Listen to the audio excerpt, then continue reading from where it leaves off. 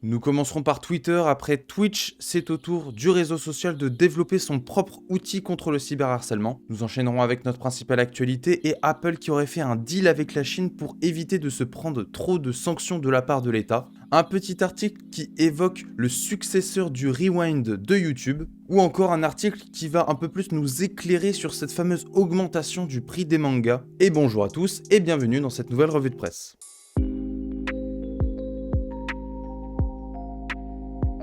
Nous commençons comme premier avec notre sujet Twitter et la plateforme qui vient d'officialiser son projet appelé Guardian, qui permet déjà de protéger les célébrités des vagues de haine en ligne qu'elles peuvent subir au quotidien. Depuis des mois, le réseau social à l'oiseau bleu aurait ainsi établi une liste de quelques milliers de personnes, pour la plupart des artistes, des athlètes, des professionnels, des journalistes et des politiques, avec beaucoup d'abonnés à leur actif et une image parfois controversée. Ce groupe restreint serait le premier à bénéficier du projet Guardian, un système qui permet, assure l'entreprise, d'endiguer plus rapidement les vagues de haine et de cyberharcèlement contre les profils jugés à risque. L'article évoque ici un suivi un peu plus pointu et surtout plus réactif de la part de la plateforme, un moyen qui semblerait-il pourrait endiguer les effets de groupe que l'on connaît sur les réseaux sociaux. A noter que si le projet Guardian est vraisemblablement réservé aux célébrités, certains anonymes pris dans un drame viral peuvent aussi intégrer la liste de profils à risque, mais uniquement de manière temporaire, précise le responsable de l'intégrité de la plateforme. Comme sur Instagram, Twitter a aussi annoncé le lancement d'une nouvelle fonctionnalité permettant aux internautes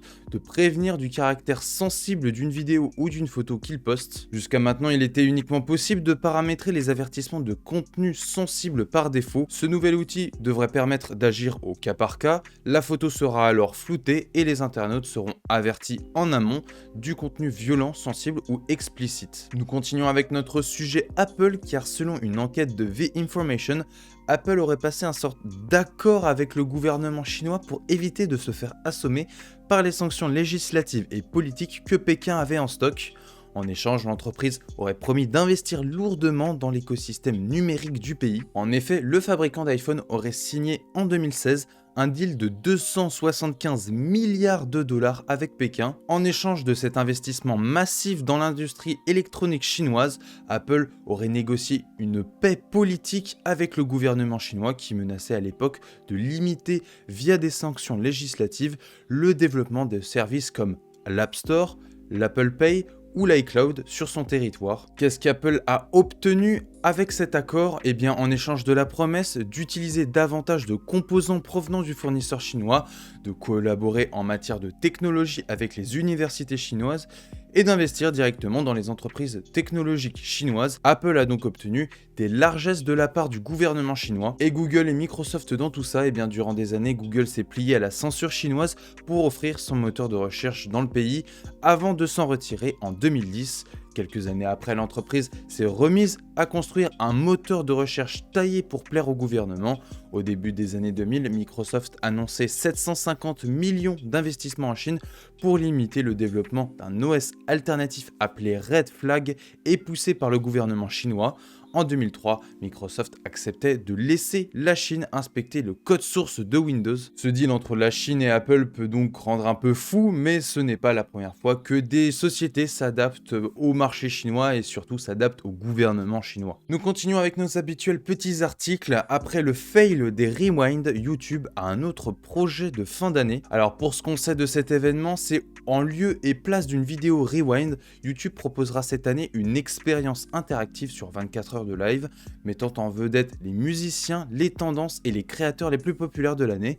Cet étonnant projet sera divisé en 3 parties, dont la première débutera le 16 décembre à 6h du matin, heure française. Sans donner trop de détails sur le déroulé des festivités, YouTube précise que l'événement demandera aux internautes de réussir un objectif façon escape game, libérer la Lofi Girl de la morosité de sa chambre d'étudiante. Et si vous voulez davantage d'informations, le nom de code de ce futur rewind, on va dire, s'appelle Escape 2021. Nous continuons très rapidement avec le site de Tor qui est bloqué en Russie. La lutte contre le navigateur anonyme continue. La Russie a finalement banni tort du pays, l'équipe de projet cherche un moyen de contourner la censure du navigateur anonyme. En effet, car le site officiel du projet ne permettait pas seulement de télécharger le navigateur, il comptait également beaucoup de tutoriels et d'informations. Maintenant qu'il n'est plus accessible, l'objectif de la team, c'est de trouver d'autres moyens d'apprendre aux utilisateurs en Russie comment bien utiliser Tor pour se protéger sur internet. Nous continuons avec une petite mise à jour concernant le projet Epic Games et Apple qui obtient un sursis pour ses nouvelles règles de l'App Store. En effet, Apple devait initialement autoriser les développeurs d'applications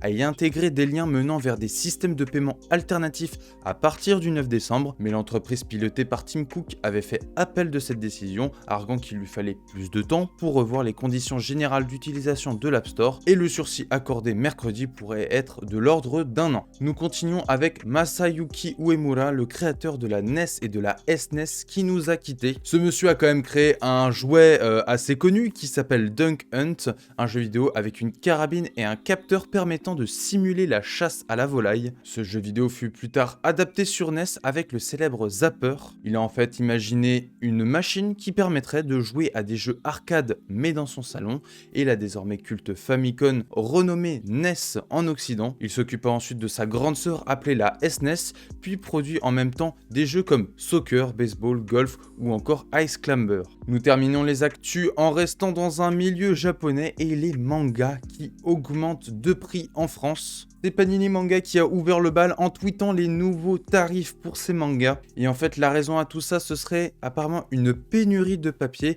Dans les faits, les éditeurs connaissent actuellement une grande difficulté d'approvisionnement. Depuis la crise du Covid-19, le marché mondial du papier est très tendu. Et ouais, malheureusement, le manga, c'est un hobby qui coûte cher. Hein, putain. Et c'est sur cet article que se termine cette revue de presse. J'espère que les actualités vous auront plu. Tous les articles sont bien évidemment disponibles en description. Sur ce, je vous dis à bientôt pour une nouvelle revue de presse. Salut!